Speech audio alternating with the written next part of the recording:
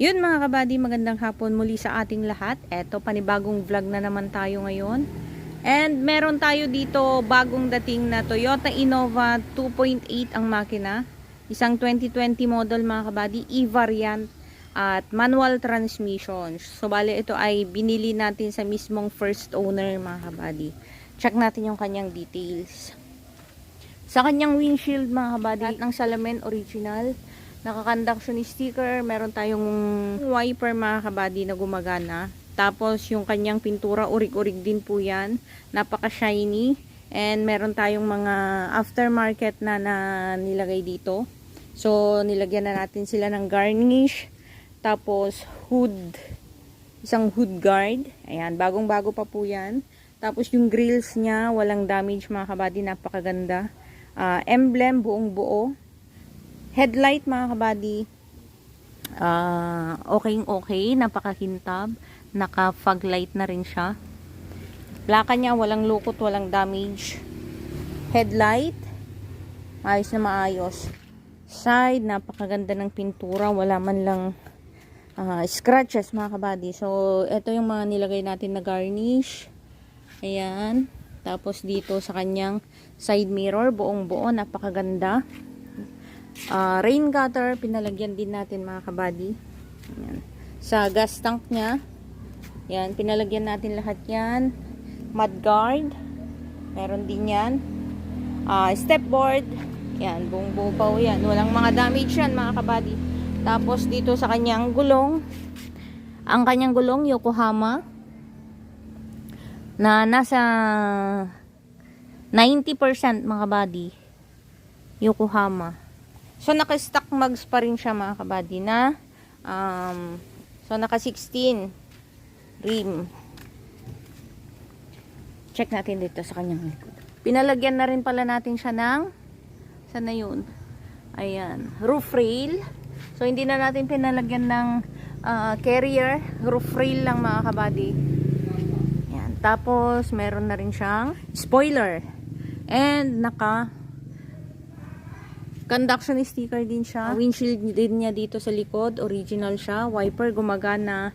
Tail light medyo madumi lang mga kabady kasi kakatapos ng ulan. Yan, hindi natin siya naisilong. Ayan. Tail light buong buo. Walang mga damage yan. Yan o. So ito, naka-garnish din siya. Innova niya. Buong buo pa po yan. Plaka. Maayos na maayos. And meron siyang back sensor camera mga kabady. 2.8 emblem. E-variant. Ayan, nandyan pa po siya. Walang any other gas-gas dito sa likuran niya mga kabady. Yan, stepboard niya dito sa sa right side. Yan, maayos na maayos. Check naman natin dito sa loob mga kabady. Ayun. Sides. Dito sa kanyang pintuan. Passenger side mga kabady. Ayan, walang mga gas-gas. Ito lang siya, pero matatanggal po yan. Yung pinandikit nila. Tapos yan. Walang mga gas-gas dyan, walang damage. Konting washing lang siya mga kabady. And then, dito, sa kanyang upuan, walang mga damage yan mga kabady. Yan, oh. Dumi lang siya. Pero, malilinis natin yan mga kabady. Dumi lang talaga. O, carpet, maayos na maayos. Mga bakal ng upuan, walang mga kalawang. Napakaayos niya mga kabady. And walang mga gas-gas dito sa loob. Yan. Passenger side. Airbag niya intact na intact. Yan. Drawer. Ayan. May ref mga kabady. So pwede kang magpalamig ng tubig mo dyan. O kaya chocolate para hindi malusaw. Yan. So dito natin papakita yan. Lapat ng pinto. Napakaayos. Dito rin, sides. Maayos na maayos din yan. Mga alikabok lang kasi hindi pa napawashing. Yan, maayos na maayos. Upuan niya dito sa likod, walang damage. Yan, meron din siyang pamating. Na original mating niya mga kabady. Carpet. Walang signs ng baha. Walang signs ng putik or anuman mga kabady. So, hindi siya nabaha. So, meron din siyang charging port. 12 volts. 120 watts mga kabady. Gumagana po yan. Tapos yan. Yan. Ceiling. Lahat gumagana po yung mga ilaw at aircon yan. Mga aircon vents, walang mga damage. Tingnan natin sa likod. Ay, try ko. Yung likuran mga kabady. Ayan o. Napakaayos. Ang ganda niya mga kabady. Malinis siya. Buo yung kanyang upuan. Ceiling niya malinis. Malinis din yung kanyang carpet. Yan o. And dito, walang signs na kinalawang mga kabady. Mga rubbers niya. Maayos na maayos pa. Yan o. Ganda mga kabady. Tools. Tingnan natin yung kanyang tools. Paano ba?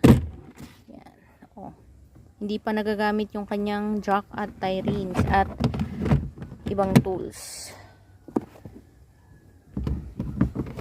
So, dito naman tayo sa driver side mga kabady. Dapat ng pinto, napakaganda. Urig-urig. Washing lang mga kabady. Driver side. Yan. Same sa kabila. Napakalinis niya. Alikabok. Linis lang ang kailangan. Dito na tayo sa driver side mga kabady. Yun. Radyo niya. So, yung kanyang odometer mga kabady, yan o, is, original odometer po niya ito, 63,054 kilometers na yung kanyang tinakbo. Yan. Yung kanyang head unit mga kabady, ayan o. So, bali itong head unit niya pala mga kabady, ay pinalitan na natin. So, yung stock niya nandyan, pinalitan natin ng ganito. Bagay na bagay mga kabady. So, ito. Pinalitan natin ng head unit niya. Pero yung stock niya nandyan mga kabady. Tinago natin. Yan. So, start natin. 63,054.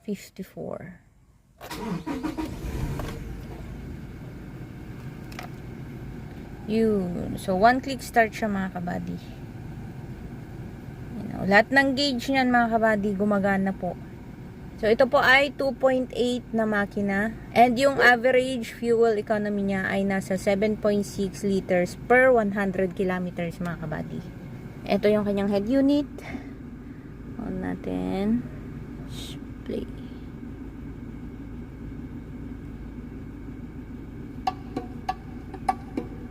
Yung gumagana siya mga kabady. Patay. Naka-dashcam na rin siya mga kabady ng QCY. Dashboard niya, napakalinis, napakaayos niya mga kabady. Oh. Mga aircon vents niya, buong buo, walang mga damage yan. So, switch natin yung kanyang aircon. Yan, lumalamig na siya mga kabady. At yun, malamig na nga. Ayan, meron na rin siyang RFID, NLEX at T-Plex. So, mga sun visors niya, yan, kompleto, walang damage yan mga kabady. Yan. Legroom niya, inusod natin. Legroom, napakaluwang. Ito yung maganda sa Innova mga kabady, napaka comfortable, napaka-spacious ng kanyang legroom. Same sa headroom niya, sa ceiling, napakataas. Pwedeng-pwede sa mga matatangkad. Okay pagsakyan. Tapos yung kanyang upuan, yung foam ng kanyang upuan, napakaganda mga kabady. Yan, cambio. Detailed na detailed pa siya. Leather niya, walang punit. Handbrake, maayos na maayos po yan. Yan. Console. Mga kabady, walang damage. Yan, napakalamig na ng aircon niya. Manubela, napaka-detailed niya mga kabady. Napakaayos, emblem, walang mga gasgas yan. Parang brand new yung manubela niya. Oh, yan. Napakaganda ng front ng Innova mga kabady na 2.8. Lalo na yung G variant. Pero ito E variant lang kasi ito, pero napakaayos. Kusina, gumagana siya mga kabady. Lahat ng modes niya dito, wiper, hazard, gumagana po lahat yan. Power control, power window controls. Ayan. Gumagana. Ito lang mga kabady yung tint niya dito. Medyo matagal na siguro to. Medyo paalon-alon na siya yan. Oh. Blurred na siya na paalon-alon. So yun. Tingnan naman natin yung kanyang engine. So ito yung kanyang makina mga kabady. Hindi siya mayanig. Hindi pa po yan na engine wash. Pero tuyong-tuyo na po siya. Yan o. Walang mga oil leaks dyan mga kabady. Tuyong-tuyo. Meron pa dyan yung mga kaso signs. Yan o. Battery. Almost new. Walang lukot dyan mga kabady. Buong buo yung kanyang engine bay. Maayos na maayos. Yan o. Goods na goods pa siya mga kabady. By Toyota Motor Corporation. Vehicle emission control information, engine type, 1GD, FPV displacement. Idle speed niya 850 50 RPM mga kabady. Ayan. Kulan, pink na pink. Pink na pink. Takip. Maayos na maayos. Wala kang makikitang leak yan mga kabady. Napakatahimik. Saktong-sakto lang yung andar niya. Napakatahimik. Hindi siya mayanig. Ayan. So yun yung kanyang engine mga kabady. Yun yung kanyang makina. So baka naghahanap kayo mga kabady ng ganitong unit. SUV na 7 to 8 seaters, manual transmission, makinis na makinis yung kanyang pintura. 90%, 90 to 95% yung kanyang gulong, original mags. Yokohama yung kanyang tires mga kabady, na nasa 90 to 95% ang tread life. Maayos makina, maganda nakbo, walang delay. Maganda ang shifting. Ayan. Naka-accessories na rin siya. Gwapong-gwapo na mga kabady. Wala na kayong ipapagawa dito. Sasakyan nyo na lang. Gas and go. Ayan. Karehistro mga kabady. Binebenta lang natin ito sa 780,000. Pwede siyang cash. Pwede ring financing mga kabady. Ilalagay namin yung aming contact number mga kabady dito sa baba ng ating video para madali nyo po kaming kontakin in case na gusto nyong mag-inquire dito sa ating unit. Yun lang mga buddy. Magandang hapon sa ating lahat. God bless po.